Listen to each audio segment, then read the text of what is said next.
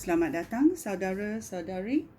Hari ketiga ini kita belajar mengenai gereja menyumbang kepada misionari dan evangelis yang keluar memberi ayat Tuhan.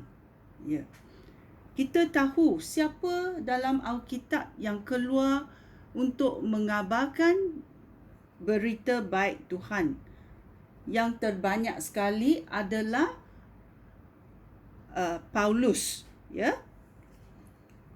So kita mau belajar daripada Paulus, apa yang dia katakan dan dia menasihati gereja, apakah makna penyumbangan ini kepada mereka. Okey, kita masuk dalam Alkitab dan belajar. Okey, dalam Kisah Rasul-Rasul babak 18. Kerana Paulus bila dia sudah menerima penyelamatan Yesus Kristus, dia keluar ke serata tempat untuk mengabarkan berita baik ini kepada orang yang belum mendengarnya, kepada orang Yahudi dan orang bukan Yahudi. Dan dia bekerja dengan tangannya sendiri untuk menanggung hidupnya sendiri. Kita dengar dalam Kisah Rasul-Rasul babak 18 ayat 3. Dia berkata, di ayat 2, di Korintius. Bila Paulus sampai di Korintius, dia berkata, di situ Paulus berjumpa dengan seorang Yahudi bernama Aquila yang dilahirkan di negeri Pontus. Aquila baru sahaja datang daripada Italia dengan isterinya Priscilla. Mereka, suami isteri ini, datang ke Korintius kerana Kaisar Claudius mengusir semua orang Yahudi daripada Roma. So Paulus pergi berjumpa dengan Aquila dan Priscilla, lalu tinggal dan bekerja bersama-sama mereka, kerana mereka dan Paulus sama-sama menyara hidup dengan membuat kemah. Ya. Paulus juga bekerja.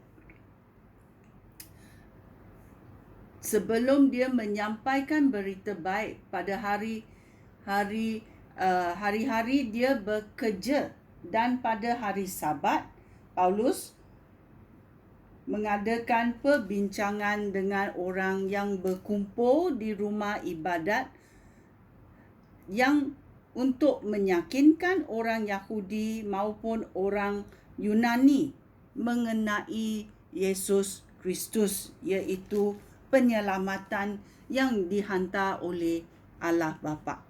Ya. Dalam 2 Tesalonika babak 3. Okey. Ayat kita bermula dalam ayat 6. Tajuk dalam 2 Tesalonika babak 3 ayat 6 bermula mengatakan kewajipan untuk bekerja. Ya. Kita dalam tajuk ini kita kata gereja menyumbang kepada misionari dan evangelis yang keluar memberi ayat Tuhan. Tetapi kita juga dengar dalam 2 Tesalonika babak 3 ayat 6 berkata, saudara-saudara aku, demi nama Tuhan Yesus Kristus, kami memerintah kamu supaya menjauhkan diri daripada semua saudara yang hidup bermalas-malas dan yang tidak mengikut ajaran yang kami berikan. Kami sendiri tahu bahawa kami harus melakukan apa yang telah kami lakukan. kamu sendiri tahu bahawa kamu harus melakukan apa yang telah kami lakukan, iaitu mengikut teladan Paulus. Semasa kami bersama-sama kamu, kami tidak bermalas-malas. Kami membayar semua makanan yang kami makan. Kami bekerja dengan tidak mengenal lelah, supaya kami tidak menjadi beban kepada sesiapa pun di kalangan kamu. Ya, jangan mengambil kesempatan orang lain.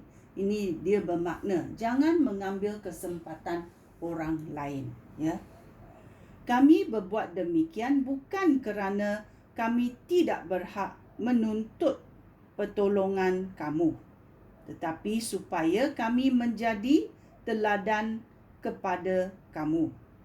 Semasa kami bersama-sama kamu, kami memberikan peraturan berikut. Orang yang tidak mahu bekerja tidak boleh makan. Dia cakap orang yang tidak mahu, bukan orang yang tidak boleh bekerja. Tidak mahu bekerja tidak boleh makan. Ya. Kami berkata demikian kerana kami mendengar bahawa ada beberapa orang di kalangan kamu yang bermalas-malas. Ya.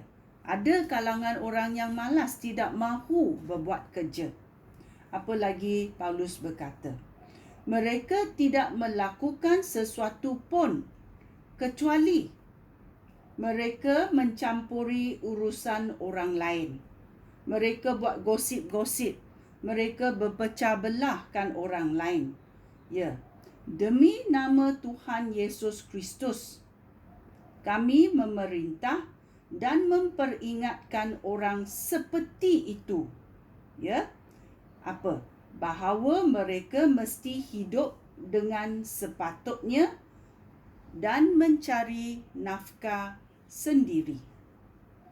Tetapi kamu, saudara-saudara seiman, janganlah jemu berbuat baik. Ya, walaupun ada saudara-saudara di kalangan kita yang malas-malas. Ya, Paulus menasihatkan kita dan berkata, saudara-saudara seiman, janganlah jemu berbuat baik. Ya, kita berbuat baik kerana kita sayang kepada Tuhan Yesus, bukan kerana kita lihat orang malas-malas ini. Ya, kita sayang kepada Tuhan Yesus, itulah kita pun berbuat baik. Mungkin ada orang yang tidak mahu mengikut apa yang kami katakan di dalam surat ini. Ya, jika demikian, perhatikanlah mereka dan jangan bergaul dengan mereka agar mereka malu. Tetapi janganlah anggap mereka sebagai musuh. Sebaliknya, nasihatilah mereka sebagai saudara. Okey?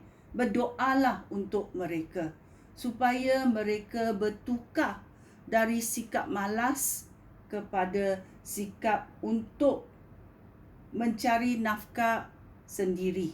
Ya? Dia berkata gereja patut memberi sumbangan kepada orang yang mengabarkan berita baik, mengabarkan ayat Tuhan. Ya? Tetapi ada juga ini berlaku. Itulah Paulus menasihati kewajipan untuk bekerja. Ya? Kewajipan untuk bekerja. Ya. Dalam Filipus babak 4, kita juga mendapat apa yang berlaku mengenai Paulus. Ya, Filipus babak 4 ayat 15 sampai 18. Dia berkata, kamu yang tinggal di Filipai benar-benar tahu bahawa ketika aku, iaitu Paulus, meninggalkan Makedonia, pada waktu itu aku mula mengabarkan berita baik di situ.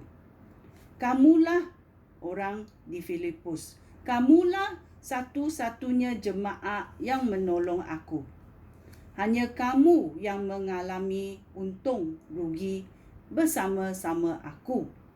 Semasa aku di Tesalonika dan memerlukan bantuan lebih daripada sekali, kamu mengirim bantuan kepada aku. Aku tidak ingin menerima pemberian sahaja, tetapi aku ingin melihat keuntungan dimasukkan ke dalam akaun kamu.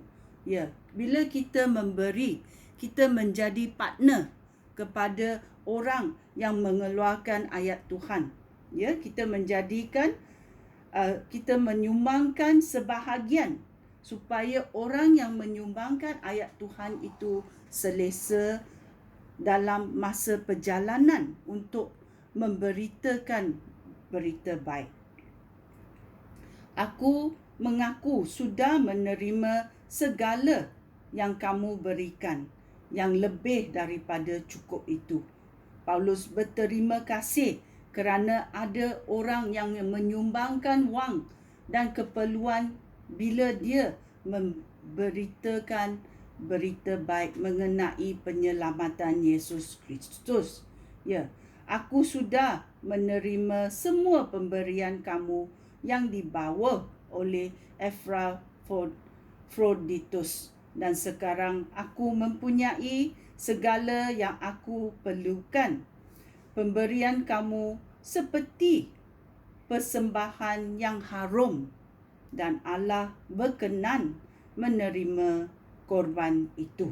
Ya, sungguh baiknya Allah aku dengan kekayaannya yang berlimpah-limpah akan memenuhi segala keperluan kamu melalui Yesus Kristus.